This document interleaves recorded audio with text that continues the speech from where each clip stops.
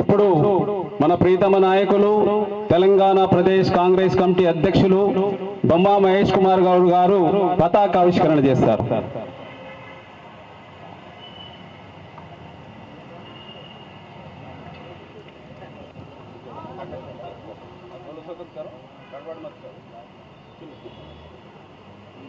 మాజీ పిసిసి అధ్యక్షులు వి హనుమంతరావు గారు, గౌరవనీయులు రాష్ట్ర ఉప ముఖ్యమంత్రి వర్యులు బట్టి విక్రమార్క గారు, గౌరవ మంత్రివర్యులు పొన్నం ప్రభాకర్ గారు, పెద్దలు గౌరవనీయులు కోదండ రెడ్డి గారు, క్విట్ ఇండియా ఉత్సవాన్ని జరుపుకోవడానికి వచ్చినటువంటి పెద్దలందరికీ, సేవాదళ అధ్యక్షుడు జితేందర్ గారికి, కార్పొరేషన్ చైర్మన్స్కి, ఎమ్మెల్యేస్కి, కాంగ్రెస్ శ్రేణులకి, పాత్రికేయులకి, మిత్రులందరికీ నమస్కారం.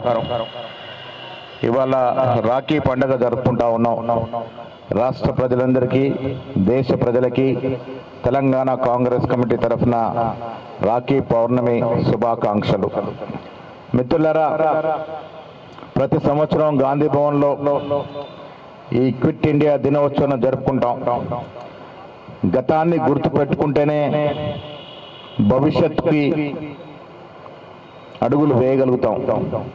స్వాతంత్రోద్యమం ఎంత గొప్పగా జరిగింది, మన పూర్వీకులు ఎంత కఠినాలు ఎదురొడ్డి బ్రిటిష్ వారితో పోరాడినారో ఇదంతా కూడా చరిత్రని యువతరం చదువుకోవాలి.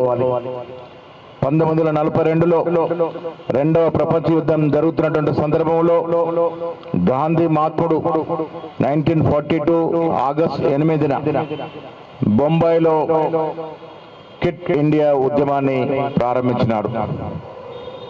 అప్పటికే బ్రిటిష్ యొక్క పాలన జరిగిపోవాలని, భారతదేశాన్ని క్రమబద్ధ బ్రిటిష్ సామ్రాజ్యాన్ని పారదోలని ఎన్నో ఉద్యమాలు జరిగినాయి. కానీ అన్నిటికీ మించి క్విట్ ఇండియా ఉద్యమం అనేది చాలా తీవ్ర రూపం ముందుకొచ్చింది. డూ ఆర్ డై అనే నినాదంతో ఈ ఉద్యమాన్ని ఆనాడు గాంధీ మహాత్ముడు ప్రారంభించినాడు. యావత్ దేశంలో కాంగ్రెస్ పార్టీ శ్రేణులు ఈ ఉద్యమంలో పాల్గొన్నారు.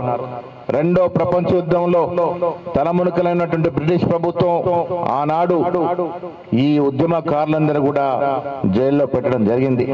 చాలా మంది భావ సమాజానికి దూరంగా యుద్ధం ముగిసేసరి కూడా జైల్లోనే ఉండేటటువంటి సందర్భం. స్వాతంత్రోద్యమంలో క్విట్ ఇండియా మూవ్మెంట్ కి ఒక ప్రత్యేకత. ఇవాళ స్వాతంత్రం వచ్చిందంటే ఆనాడు క్విట్ ఇండియా ఉద్యమం ప్రధాన భూమిక పోషించింది కాబట్టి వచ్చింది. మిత్రులారా, 1947లో స్వాతంత్రం వస్తే 33 ఏళ్ల తర్వాత స్థాపించబడినటువంటి బీజేపీ పిల్ల పార్టీ ఇలా ఘనమైన చరిత్ర ఉన్నటువంటి కాంగ్రెస్ పార్టీని హవేళనగా మాట్లాడుతూ ఉంది. కాంగ్రెస్ చరిత్రని మరిపించే విధంగా ప్రయత్నాలు జరుగుతూ ఉన్నాయి. ఈ దేశంలో కాదు, యావత్ ప్రపంచంలో ఒక విజనరీగా పేరు పొందినటువంటి నెహ్రూ యొక్క చరిత్రని, నెహ్రూ యొక్క జ్ఞాపకాలని మరిపించే ప్రయత్నము జరుగుతూ ఉంది. భారతదేశ చరిత్రని సమూలంగా తిరగరాసే ప్రయత్నం ఆర్ఎస్ఎస్ బీజేపీ పార్టీలు చేస్తూ ఉన్నాయి.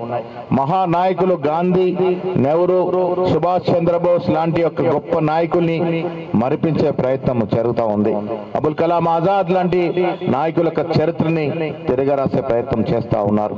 ఇవాళ అధికారంలో ఉన్నటువంటి బీజేపీ పార్టీ సమూలంగా రాజ్యాంగానే మార్చాలని, పరిపూర్ణంగా వారి రాజ్యాంగం నిర్మించుకోవాలని ఒక దురుద్దేశంతో హోంమంత్రి అమిత్ షా అంబేద్కర్ గురించి మాటలు చూస్తే అది అర్థమవుతా ఉంది.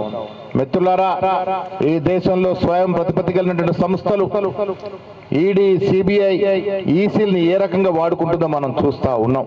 గుప్పి చేతుల్లో పెట్టుకొని ప్రతిపక్షాల మీద తీవ్రమైనటువంటి దాడులు చేస్తున్న సందర్భం. నిన్నగాక మొన్న రాహుల్ గాంధీ గారు ఈ దేశంలో ఎలక్షన్ కమిషన్ వ్యవహరిస్తున్న తీరు బట్టబయలు చేసినటువంటి సందర్భం. వారు చేసిన తప్పిదాల్ని బయటికి తీసుకొచ్చినటువంటి సందర్భం మనం చూసాం. మిత్రులారా, ఎలక్షన్ కమిషన్ అంటే మనకు ఒక శేషన్ గుర్తొస్తాడు. టిఎన్ శేషన్ లాంటి వాళ్ళు ఎలక్షన్ కమిషన్ ఉన్నప్పుడు ఎంత నిజాయితీగా నిష్పక్షపాతంగా వివరించినారో చూసాం. లింగ్డో గారు ఎలక్షన్ కమిషనర్ ఉన్న చీఫ్ కమిషనర్ ఉన్నప్పుడు ఏ రకంగా సమూలంగా ఎలక్షన్ కమిషన్ యొక్క నమూనాని మార్చినటువంటి సందర్భాలు చూసాం. కానీ ఇలా ఎలక్షన్ కమిషన్ అంటే బీజేపీలో ఒక ఫ్రంటల్ ఆర్గనైజేషన్ గా మారిపోయిన సందర్భం. వాళ్ళు మహారాష్ట్రలో చేసిన తప్పిదాలు, ఇలా సర్ పేరిట బీహార్ లో చేసిన తప్పిదాలని ప్రతిపక్ష నాయకుడు యువకుడు మన రాహుల్ గాంధీ గారు సాక్ష్యాలతో బయట పెడితే దాని గురించి మాట్లాడే పరిస్థితి లేదు. మిత్రులారా, ఈ దేశాన్ని సమూలంగా వారు గుప్పిట్లో పెట్టుకొని దేశ సౌభాగ్యం గురించి మాట్లాడితే దేశ ద్రోవులుగా ముద్ర వేస్తూ నానా ఇబ్బందిని గురి చేస్తా ఉన్నారు. అధికారమే పరమావధానం, దానికోసం మేము ఏమైనా చేస్తాం, ఎంత దూరమైన పోతమైనటువంటి వ్యవహార ధోరణి ఈ దేశానికి మంచిది కాదు మిత్రులారనే మాట ఈ సందర్భంగా మనవి చేస్తా ఉన్నాం. మాన్యశ్రీ ఖర్గే గారు అపారమైన రాజకీయ నాయకుడు, ఇవాళ ఏఐసిసి అధ్యక్షుడిగా ప్రతిపక్ష నాయకుడిగా ఉన్నారు. వారు ఎన్ని విషయాలు ప్రస్తావించినా వాటిని పట్టించుకోకుండా వారి యొక్క ప్రభుత్వాన్ని కాపాడుకునే ప్రయత్నంలో ఎంత దూరమైన పోయేటానికి దిగజారుతున్నటువంటి బీజేపీ ఫాస్ట్ ప్రభుత్వం ఇలా మనం క్విట్ ఇండియా పలకాల్సిందిగా నేను విజ్ఞప్తి చేస్తా ఉన్నాను. ఈ దేశంలో క్విట్ బీజేపీ అంటేనే భవిష్యత్ తరాలకి బాగు జరుగుతుందనే మాట చెప్తా ఉన్నాను. దేవుడి పేరిట, మతాల పేరిట ఓట్లడే సంస్కృతి మన రానున్న తరాలకి మంచిది కాదు. మనం యూరోపియన్ దేశాలు చూసుకున్నా, పశ్చిమ దేశాలు చూసుకున్నా కులాల పేరిట, మతాల పేరిట రాజకీయాలు చేయరు కాబట్టే ముందుకు దూసుకుపోతున్నటువంటి తరుణం. మనం కులాల పేరిట, మతాల పేరిట కొట్టుమిట్టాడుతూ ఉంటే మన వచ్చే భవిష్యత్ తరాలకి విఘాతం కలుగుతుంది సుమా అన్నట్టు మాట మాత్రం చెప్పగలను.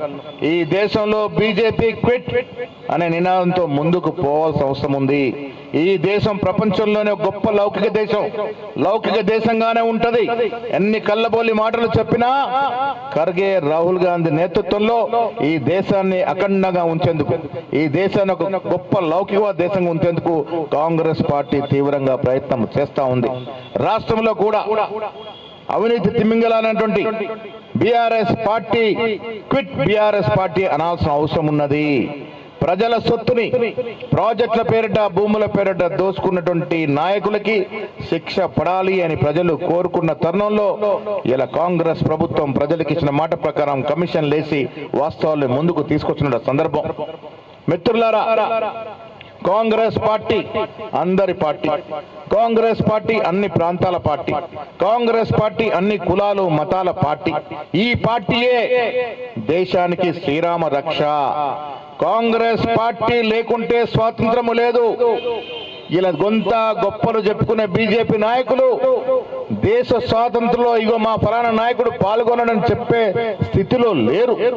ఒక్కడంటే ఒక్కడు కూడా బీజేపీ నాయకుడు, ఆర్ఎస్ఎస్ నాయకుడు స్వాతంత్రంలో పాల్గొనపోగా బ్రిటిష్ రాజ్యమే మేలైనటువంటి సందర్భాలు. ఇవాళ వాళ్ళు దేశం గురించి, దేశభక్తి గురించి మాట్లాడుతూ ఉన్నారు. నిజమైన దేశభక్తులంతా కాంగ్రెస్ లో ఉన్నారనే మాట మర్చిపోకూడదని ఇవాళ కాంగ్రెస్ పార్టీ క్విట్ ఇండియా దినాన్ని పురస్కరించుకుని మన యువతరం, ప్రతి కాంగ్రెస్ కార్యకర్త పునరింకితమై కాంగ్రెస్ పార్టీ కొరకు ఈ దేశ రక్షణ కోసం నిలబడాల్సిందిగా కోరుతూ మీ నుంచి సెలవు తీసుకుంటా ఉన్నాను. జై హింద్, జై కాంగ్రెస్. राष्ट्रगान शुरू करेंगे। जन गण मन अधिनायक जय हे भारत भाग्य विधाता, पंजाब सिंध गुजरात मराठा द्राविड़ उत्कल बंगा, विंध्य हिमाचल यमुना गंगा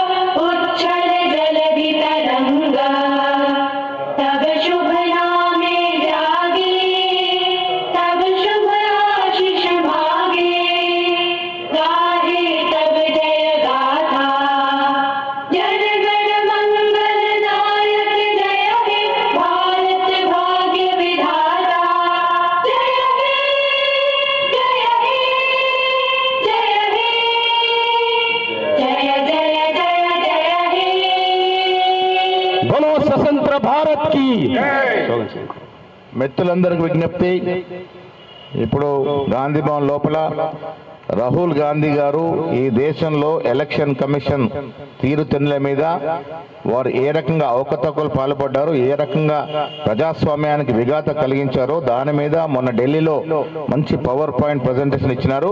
అదే పవర్ పాయింట్ ప్రజెంటేషన్ మనకు తిలకించే అవకాశం ఉంది. ఇప్పుడు లోపలికి వస్తే పెద్దలందరి సమక్షంలో వారు ఇచ్చిన పవర్ పాయింట్ ప్రజెంటేషన్ మనం కూడా తిలకిద్దాం.